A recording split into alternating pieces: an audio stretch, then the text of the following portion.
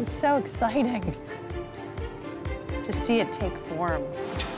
Seeing her work come alive is always nerve-wracking for sculptor Janet Echelman.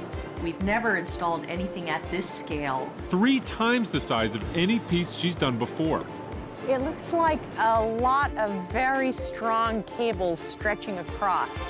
And then the sculpture will be tied in and then hoisted up and pulled into the sky. I can't wait. Soon, the plaza will be crowded with people attending the TED conference, exploring technology, entertainment, and design through quick 18-minute talks. They'll see Janet's aerial artwork celebrating TED's 30th anniversary. How are you? Good. How are you? Well, you have the big job tonight. It's a very big job, yeah. They have exactly 1 night to hoist it up. Traffic's blocked. The coast is clear. It's going to hang from the east side of the Vancouver Convention Center to the top of the Fairmont Waterfront. Project manager Elia Kirby is good to go. They'll stretch out the sculpture from building to building, anchoring it in 4 places. There's one point way out on the end of the building. There's one where this yellow line is going. There's another one at the opening, and there's some beams over there. The final anchor is on the convention center. So we actually have to lift up the sculpture and then connect winches to both buildings and then pull it up like sort of like a circus tent. All in, the sculpture weighs about as much as a small car. They tap into the core of the hotel to anchor it down. So you see the size of the shackle here. This anchor here has the potential to take the most amount of pressure. It'll be taking probably between 18 to 25,000 pounds of pressure. Engineer Clayton Binkley makes a few last-minute calculations. Confirming where all the anchor points are relative to where they were in the design model in order to get the shape that we're after. It's like a spider web that we've got to figure out and make sure that we get it all done. As the city sleeps, the crew keeps going. 8 people on each roof, more on the ground. 1, 2, 3. These ropes are attached to the net, which is in the box, and they're going to pull up the net. We've got a long way to go. It's still another 7 or 8 hours to go. Slowly, the monumental sculpture takes shape. After one very sleepless night, it's a brand new day. Wow. This is so exciting. We're stretching more than 700 feet. It's like the Brooklyn Bridge in New York. It's half of its main span.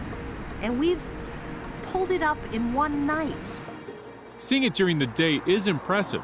Lighting at night will really give it the wow factor Janet needs for the opening of TED in a few days. I can't believe it's here.